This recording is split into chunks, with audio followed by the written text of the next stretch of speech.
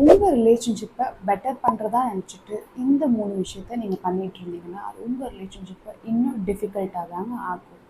உங்கள் பார்ட்னர்கிட்ட உங்களுக்கு ஒரு விஷயம் பிடிக்காதப்போ அதை எக்ஸ்ப்ரெஸ் பண்ணாமல் நான் அடாப்ட் பண்ணிக்கிறேன், நான் அட்ஜஸ்ட் பண்ணிக்கிறேன் அப்படின்னு மெச்சூராக ஹேண்டில் பண்ணுறீங்கன்னு நினச்சிங்கன்னா அது பேர் அவாய்டன்ஸுங்க.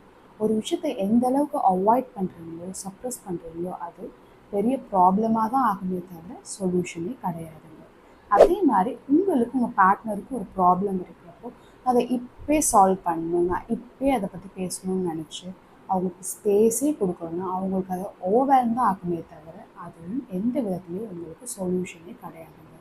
நீங்கள் ஞாபகம் வச்சுக்க வேண்டியது உங்கள் ரிலேஷன்ஷிப் ஒரு ப்ராஜெக்ட் இல்லை.